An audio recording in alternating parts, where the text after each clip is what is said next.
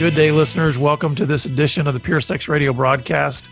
Glad to have you here with us. My name is Jonathan, and we have our world-renowned director of training, John Fort, with us. So, John, how you doing up in the Portland area? I'm doing good.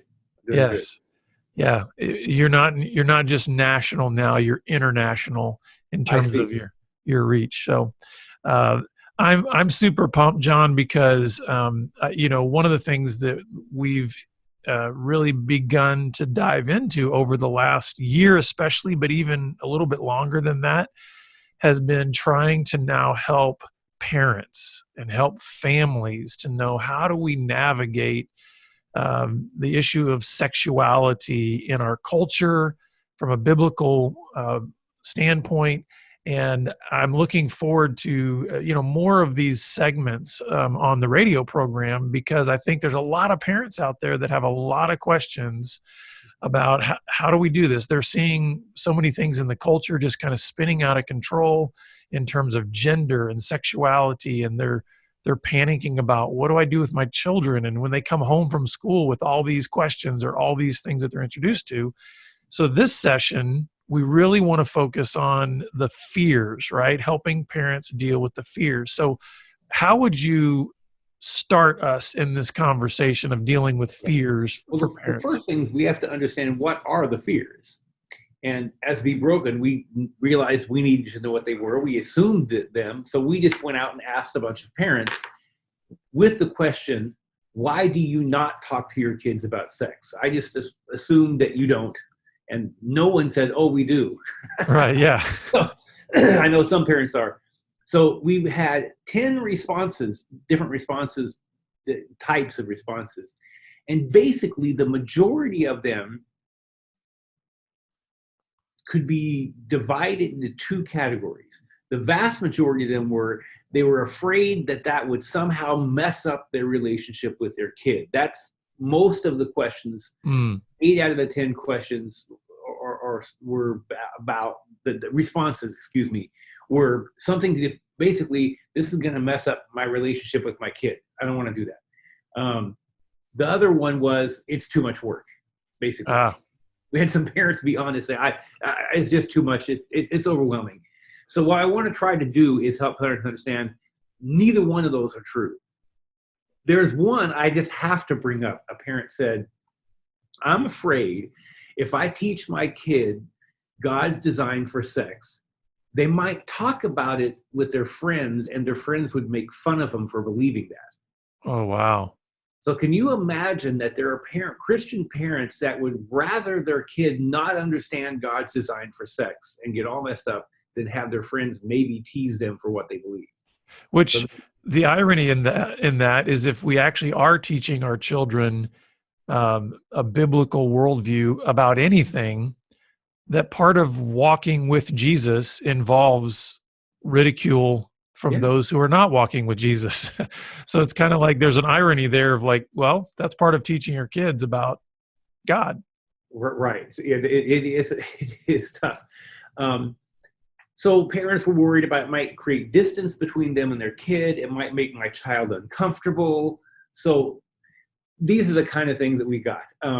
However, we also have to ask the kids. Now, you can't ask little kids, but you can ask teenagers. So we also asked a bunch of Christian teenagers last spring about what their thoughts were.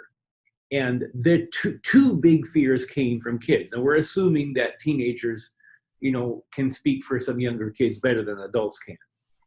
The number one response that teenagers came back with, I'm afraid of talking to my parents because they will not understand how I feel. They don't think we understand what it feels like to be sexually tempted. Which of course is ridiculous, but because sometimes we put off the air that we don't have problems, The second was interesting, is I'll get in trouble for what I say. Now what they meant is not just what they say, like admitting what they've done, but they have a question, but they're afraid that even asking the question, because they heard, let's say it's about transgenderism or something controversial, they're afraid it would upset their parents to even ask the question. So again, the kids, like the parents, are worried about the relationship. However, we went on with the kids and asked them some other questions. And basically, one of the questions we asked was, what's the best way to teach kids? What do kids want the best way to actually learn about sex? Now, we did not allow them, it was multiple choice. We didn't let them answer the internet because that's what they all would have said. Right. We know that that's not good. That's what they'll find out on the internet. Looking up anything about sex is not what we want them to find out. But we had videos and books and all kinds of different ideas. 82% of them said we'd rather talk with an adult.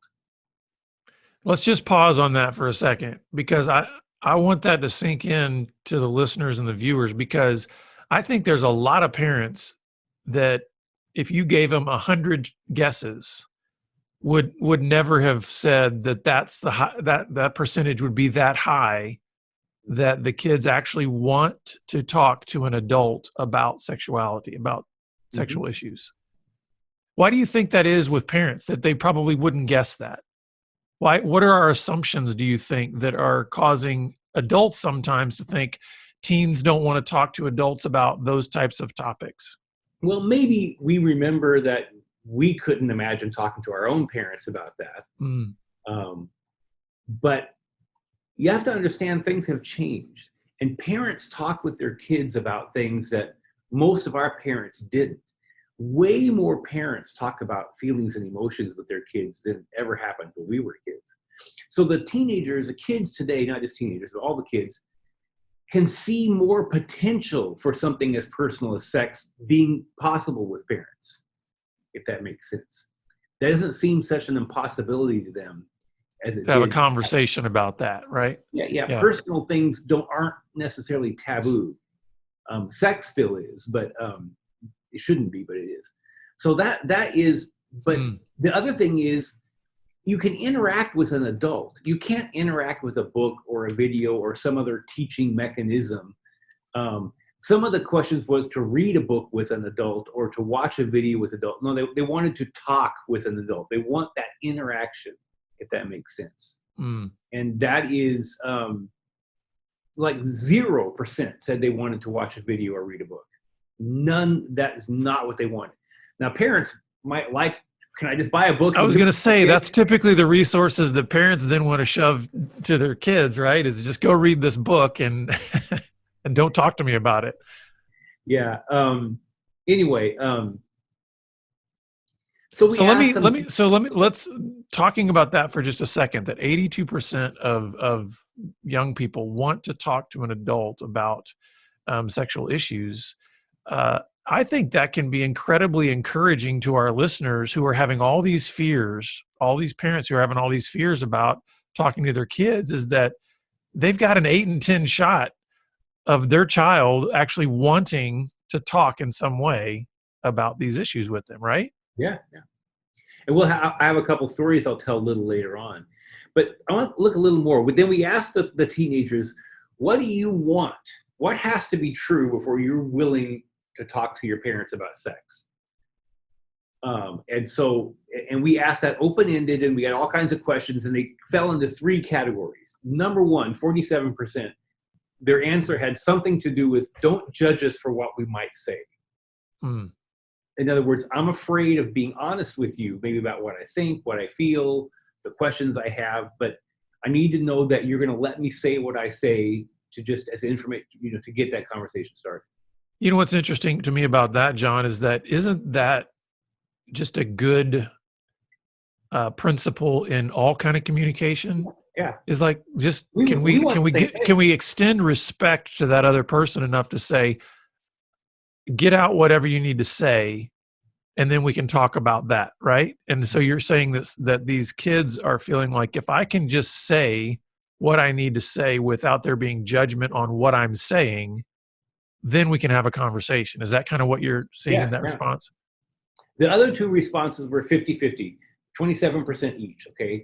So one was talk more openly at home. I say, we want to talk about everything more openly. I want to see you as parents. I want you to talk to me more openly about everything. And the other one was, I want you as a parent to be more honest about yourself, which is, of course, what some of us parents are afraid of. But that it's like, will you be honest with me about you? Yeah. So That's now, good. again, that was not multiple choice. This was an open-ended question. What do you want before talking about sex with your parents? This was done anonymously on paper, but one 15-year-old boy just blurted out in front of everybody, we just want a punishment-free conversation. Wow. Wow. It was unrequested. And notice he said want. We want a punishment-free conversation. The fact is, here's the key. Talking to your kids about sex does not ruin your relationship. It makes it way stronger, way better. So now defend that. Okay. Try to help me understand, because you're saying one of the biggest fears that parents have, right, is that if I talk to my kids about these types of things, it's going to damage my relationship. It's going to hurt my relationship. What you're saying is that's not true. So now convince me. I'm a parent out there that's saying, I think it's going to ruin my relationship with my kids. What are you talking about? I like to, before we get into like the why, let's just look at some real stories. So a dad told me within the last month, he had like an 11-year-old boy that was starting to, as this sometimes happens, 11, 12, 13, was starting to get kind of surly, they weren't liking what they saw and how he acted and who he was hanging around. It just sort of kind of going sideways. And that was about the same time he had decided to start talking about sex with his son. He got the book, Father-Son Accountability, and was starting to do that, that gets some pretty deep stuff in there that you're talking about. And at first, his son was not real happy about that conversation. But then he pulled me aside the other day. So he said, you know what? A year later, this last year, that pushback lasted a short period of time. He goes, my son is a different person. It's like our relationship is so strong. He's so positive about life. He's so engaged with us. He goes, that completely changed our relationship for the better, when his son had already started to go the other direction. Yeah.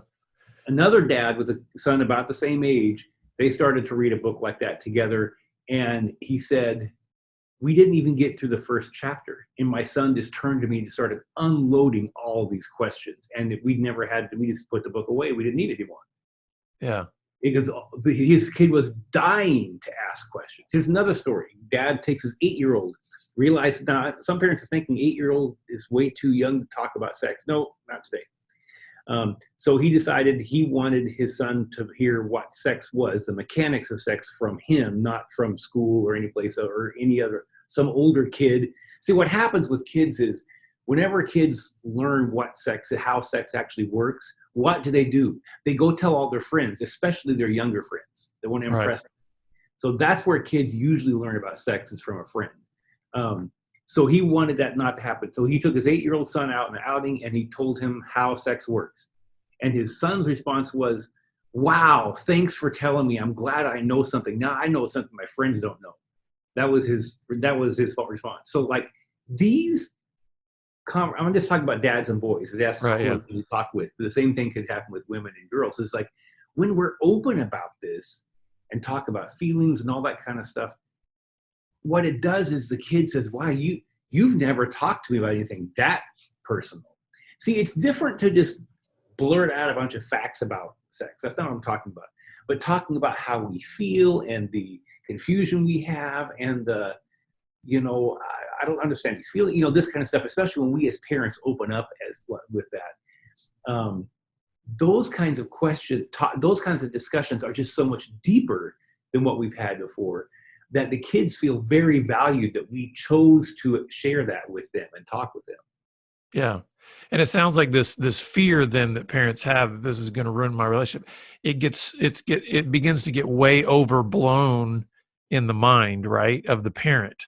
Well, where then it starts to become like a monster that I think I can't possibly go, deal with this. And what I hear in that story, especially with the boy, the dad who they couldn't even get through the first chapter, and then all these questions come out, is it's almost like it's sort of a paper mache wall. It might have an image of a gigantic, monster on it, but you can kind of just poke your finger through it if you're willing to just go through it, right? I mean, just get started. And I guess we'll get to some practical applications here in a bit in terms of what parents can do. But what Right. about some of these other key fears then that parents have? You had it's going to ruin my relationship, and the other one was it's too much work. So here's that I'm glad you brought that up, because I would have forgot to talk about it. We are not asking parents to do more work. We're not asking you to reinvent the wheel. We're asking parents to do different work. All of the research, actually for quite some time now, is that parents, when you watch the number of hours that mothers and that fathers spend with their kids, like interacting with their kids, has dramatically increased over the last three generations. So fathers in particular spend 4 times more hours with their kids than their fathers did with them. You don't need to spend more time with your kids. You're already spending all the time you need to.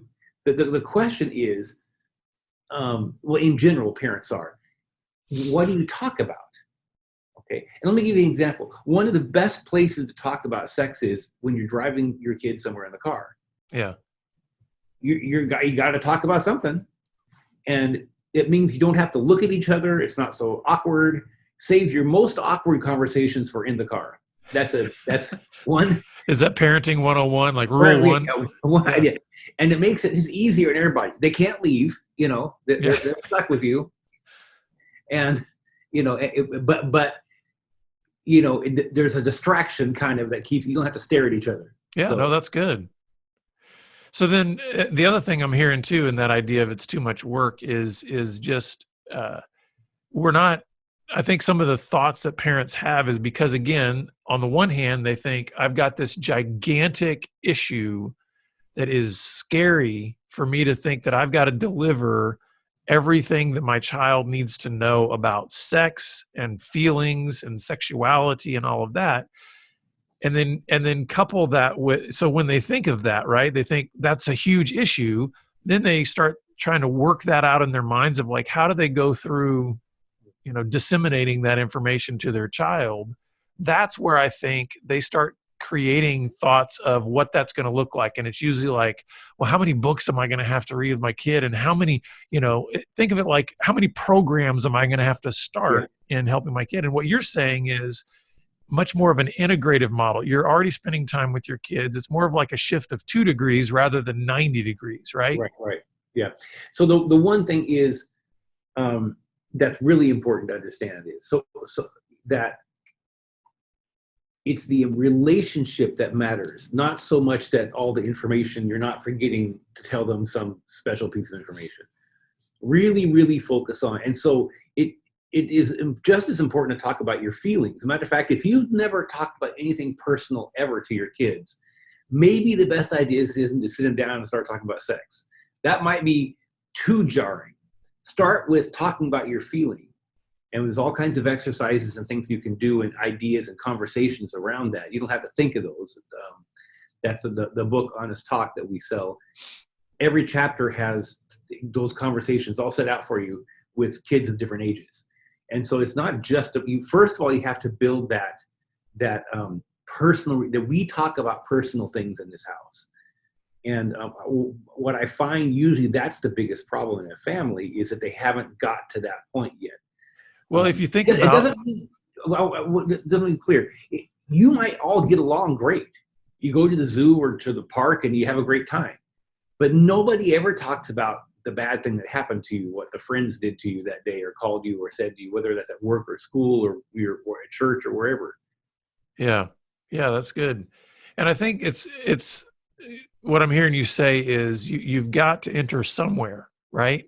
And so maybe the parent out there that is feeling so overwhelmed by this conversation, they're thinking of like, I've got to jump to, the 10th step, instead of realizing what you're saying is, hey, start where you just haven't gone before, which is if you've never shared a feeling with your child, share a feeling, right? I mean, share something along those lines. So come home. So let's say an example is at work or at church or something happens that hurts our feelings as the parent, the adult. We share that with our kids. This thing happened and this is how I'm feeling. You're not doing it to the kid to fix it. You're just saying, I'm demonstrating to you what it looks like to share our feelings when something happens, and then talk about that. And so that kind of sets up, number one, we're opening up, and our kid's like, wow, you never shared anything that personal before, and you chose to share that with me, and I'm just a kid. And so that begins to open that door. um, and with So some things that you can do is start off with, when we see our kids, maybe they can't talk. Maybe they come home, they're looking depressed, and some friend made fun of them. They're having a hard time talking about that. So dragging that out of them, say, well, when I think of a time when our friends made fun of us, and talk about that, how we felt and what we did and that kind of thing like that. Do that a lot. Then the conversations that come when we do get to the sex thing is, let me tell you about the first time I saw porn, how that happened. Let me tell you about how I learned about sex, and which probably isn't a good story, and how that happened. Let me tell you about a question I had about sex when I was your age that I didn't know who to ask, or I didn't know how to find out the answer to. Those kinds of sharing, remember what the teenagers said? They want us to talk more openly at home and be more honest about ourselves. That's how we do that. Well, it makes me think of, I think about my own childhood, but then I also think about, when my kids were growing up. And when I would talk with them about my childhood, or when my parents would talk with me about their childhood, there was something of an automatic connection there, in the sense of, like, if you think about this, at least in my home, the stories that come up over and over again in my own house are often the stories that I've told my kids about my childhood, because then what they were able to do is they were able to connect with that. So on the one hand, we're probably already doing some of that, because, hey, we're sharing either the funny stories when we were a kid, or we're sharing the accomplishments when we were a kid, and those kind of things. And maybe we just need to add this other layer of, can we share also about the brokenness that even happened? And obviously we want to do that in age appropriate ways. But I know that it's made a huge difference in my son's life for him to know what I was like at 10 and 14 and 18, you know what I mean? So that it's kind of like, oh, okay, so you were a stupid teenager too. It's like, there's something of I become real to him as a human being, not some kind of pedestal parent. And that's let important. me tell you how this can go wrong. My father's passed away now, but he told us stories about his childhood. He grew up in a really horrific childhood. His mother was bedridden by the time he was 9. His dad was an alcoholic, and things were not pretty. But he would tell all these wild stories of things that happened while he was laughing. Oh, he never once talked about feeling how it hurt. How it hurt, and like wondering why his dad beat him, and why did this happen. He never. And so unfortunately, what that built when I was a little kid is an image of, I can never be my dad, because, man, I look what he went through, and it didn't phase him. Oh, wow. Yeah. Handle. We need to let our kids understand things phased us a lot. We were impacted a lot by things when we were kids, even the simplest things. They need to hear that. Do not set ourselves up like we were some kind of rock that just had no problem getting through life, because that's not true for anybody. Well, and that gets to a whole other point, right? You were talking about feelings, right? You're talking about the importance of even helping our children understand their feelings. Well, if we don't know how to tap into our own feelings and express them in appropriate ways, then our kids aren't necessarily having it modeled for them of, how do you express sadness? How do you express grief? If we're like doing that either behind closed doors or just wearing a mask, that creates all kinds of other confusion. So that when those feelings do come up in our child, man, sex, porn, those kind of things can become an easy outlet for those feelings, that they then too can learn how to wear the mask around other people, but go to their porn or go to something else to try to let those feelings out. This is another area where parents could feel like it's too much work. If parents I don't even understand my own feelings, how can I supposed to help my kids with theirs? The reality is you don't have to. You can. That is something you can learn together with your kids. So whether it's with the book Honest Talk or some other book about emotions and feelings, this is one case where it's not the case, but we have to get it down first. We can do that side by side with our kids. The same activities that kids we all do together. Here's one. So you can go to the internet and look up feelings charts, and there's a zillion of them. We have them in the book, but they're everywhere. And it's a picture, a page with a whole bunch of faces and names of all kinds of feelings. We'll print one of those out, and it doesn't matter what age your kids are. You sit around the table and let one of the kids pick out a feeling. Then at dinner, everybody go around and tell a time when they felt that way. That is, and what did you do? And then maybe talk about what would have been a better thing to do. And that exercise is actually made for little kids, but counselors tell me they do that with adults all the time. I was about to say, I'm like, I could probably rattle off a dozen people just off the top of my head that I think we could all benefit from that exercise, and that's, and you know what, I don't want to be flippant about that, because I think it's important for us to realize that no matter where we are in life in terms of age or whatever else, if we understand what life is really all about, then aren't we all actually in a process of growth and learning? We need to always be growing, right? Mm-hmm. So would you say now, John, that there could be no possible benefit for you to ever look at a feelings chart? No. Or would you say, that's even ongoing because of the stage of life you're in, right? Let me tell you the interesting thing that happened with us, because my wife and I, we started our own healing process 27, 28 years ago. Our first daughter had just been born. My son hadn't even been born. When they were very, very young, we realized our biggest problem, both for her and her brokenness, and she had some terrible things happen to her as a kid, and me and my own addictions that I developed, were all based around not knowing how to deal with feelings. So when we talked to our kids, very young, we started teaching them about feelings, what to do with them.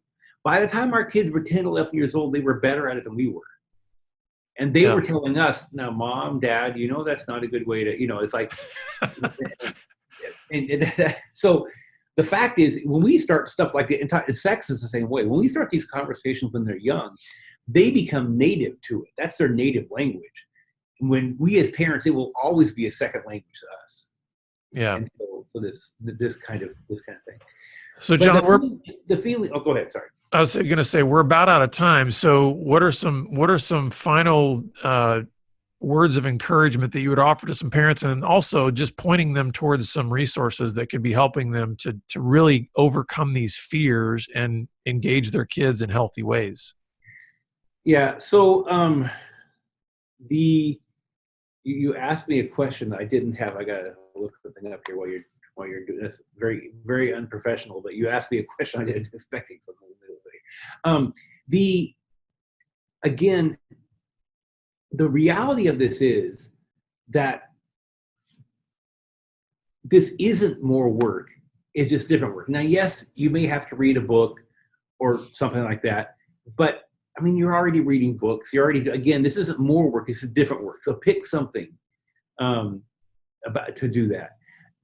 As far as another thing to look up is go to the Be Broken website, and the family, just click on the picture family and look for videos. And there is a video on the Video for Parents page, Obstacles or Opportunities. And Ann Kerr from True North Freedom Project does a phenomenal job of walking through this topic in more detail about helping parents see this is not an obstacle. It's an opportunity for you to get to know your kid in a relationship. I mean, let me just tell you with my own kids, Jonathan, I have a daughter and a son, and they're in their 20s now. If we hadn't had talked to them about sex when they were younger, we would not have the kind of relationship we do now. We have a very, very deep relationship with our kids. I just don't see other places. And it's because we talked about this. Yeah.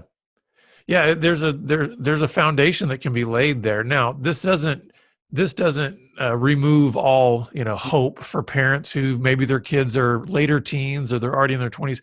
I do believe that no matter where, a parent is in the process of parenting their kids, things can always be started in terms of conversation, right? There can always be growth in conversation. We had a guy who went through Gateway to Freedom and started doing this with his 26-year-old son.